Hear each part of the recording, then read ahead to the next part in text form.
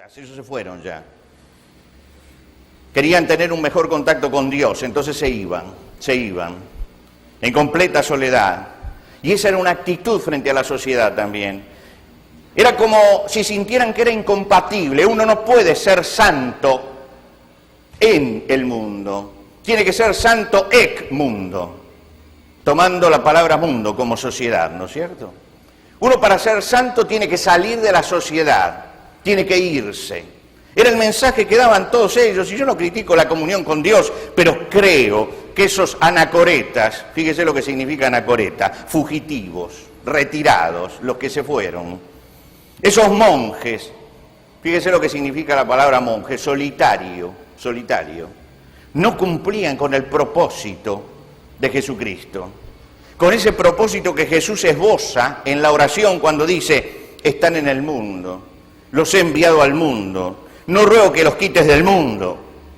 Está diciendo, están en la sociedad, los he enviado para que estén en la sociedad, no ruego que los quites del medio de la sociedad, que estén allí, que no huyan, que no sientan que hay una disyuntiva, la disyuntiva cristianos y sociedad, tantas veces se utiliza la I, sino que son cristianos en la sociedad. Estoy allí. ¿Qué hacer? Estar, ser presencia. ¿Qué hacer? Segundo, influenciar sin ser influenciados. Y acá entramos al punto más álgido, hermanos, influenciar. La presencia en el mundo tiene problemas porque no solamente ejercemos influencia, sino que también recibimos influencia. Y el dilema que tenemos hoy es, ¿influenciamos o somos influenciados por la sociedad? Cuando uno entra a la sociedad, cuando vive dentro de la sociedad, se le produce una lucha, la lucha de influencias.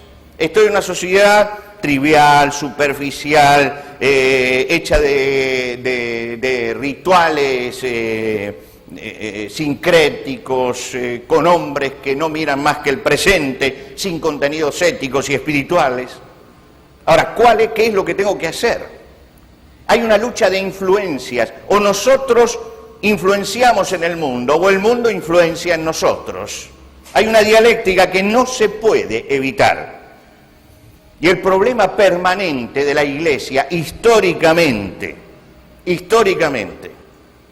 el problema permanente de la Iglesia en la historia es que la mayor parte de las veces se embebió como una esponja de la cultura en la que estaba y perdió su identidad. Esto es algo que pertenece a la historia y hay que volver a la historia. ¿Por qué? Porque en la cultura grecorromana, ni bien se abrió la puerta de la legalidad, aceptaron el sistema jerárquico del imperio, aceptaron la verticalidad del imperio. Y uno ve la organización que tuvo la Iglesia con Constantino y compañía y ve cómo es un reflejo, es un espejo de la forma en que estaba organizado el imperio romano. Perdió la Iglesia con esta verticalidad lo que era la acción en libertad del Espíritu Santo. Se centralizó en una cabeza, que era lo que quería Roma, tener a alguien que manejar allí en Roma, para manejar también al pueblo de Dios. Y a través de la historia,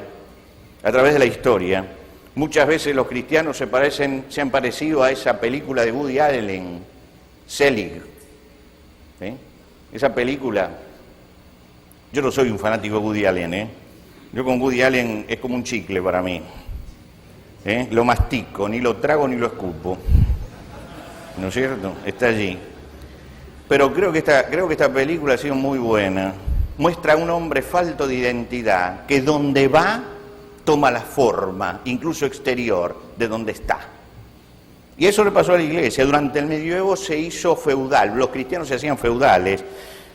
Adoptaban las creencias que podían beneficiarlos materialmente, y mucho del paganismo que se metió en la Iglesia cristiana se debe justamente a eso, a ese sincretismo de dejar que la cultura penetre dentro de la Iglesia y adoptar todas las cosas.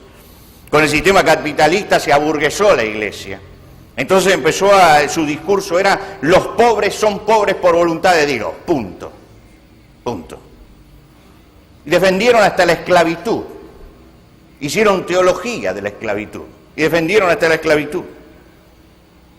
Los cristianos bendijeron a Luis XIV en su absolutismo: el Estado soy yo, y le dieron la bendición. Y después, cuando cambió la política, le dieron la bendición también a Napoleón.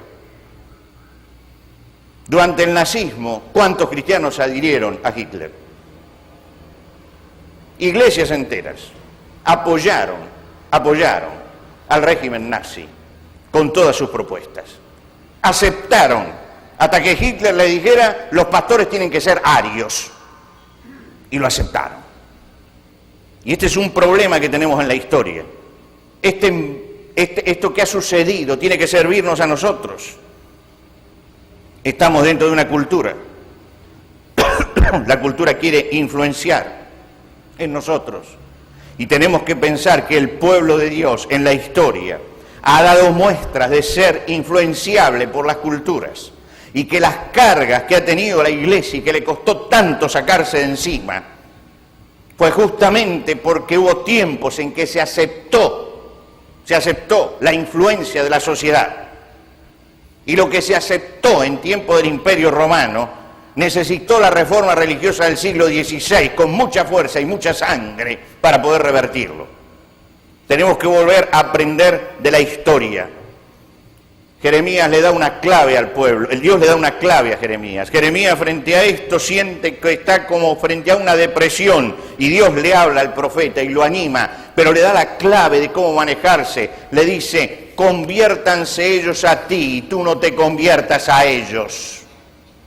Y creo que esto lo tenemos que poner, así como ponemos textos, ¿no es cierto?, en las paredes, de nuestra casa. Creo que en cada iglesia tendríamos que poner hoy este texto en la entrada: conviértanse ellos a ti y tú no te conviertas a ellos. No te conviertas a ellos. ¿Por qué? Porque hoy está pasando algo parecido a lo que pasó en el pasado.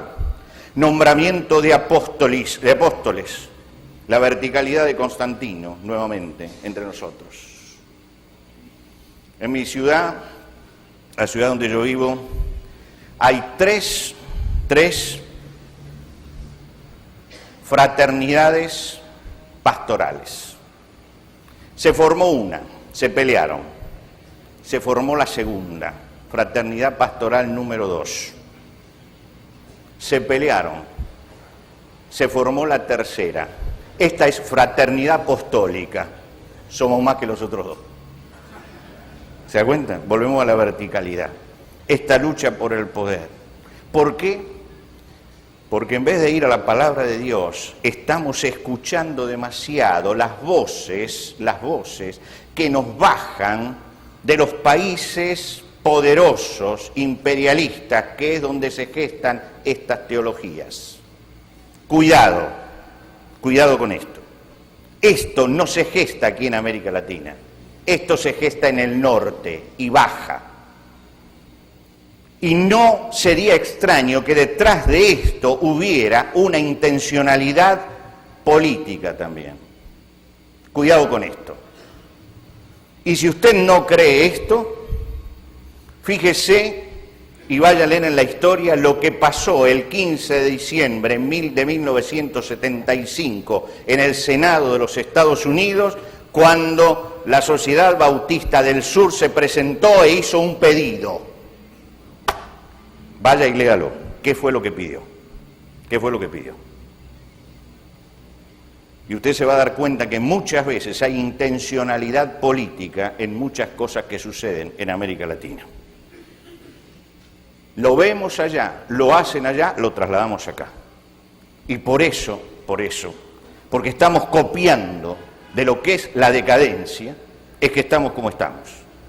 Por eso es que tenemos apóstoles también, porque nos bajó la línea de que teníamos que tener apóstoles, y que sería interesante que en cada ciudad haya un cuerpo apostólico que maneje a todos los pastores, y que en cada provincia haya un cuerpo que maneje a todos los apóstoles que están abajo, y que después va a haber que en cada país haya un apóstol, y después vamos a llegar a tener un papa evangélico. Este es el camino por el que vamos. Este es el camino, mis hermanos. Es un problema de poder esto, es un problema de poder. Es un problema de poder.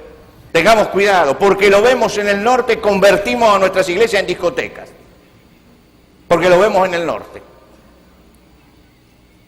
Porque tienen culpa por allí, los que tienen dinero, crean la teología de la prosperidad y entonces hablamos en la América Latina próspera de la teología de la prosperidad. Una teología culposa nacida en el capitalismo.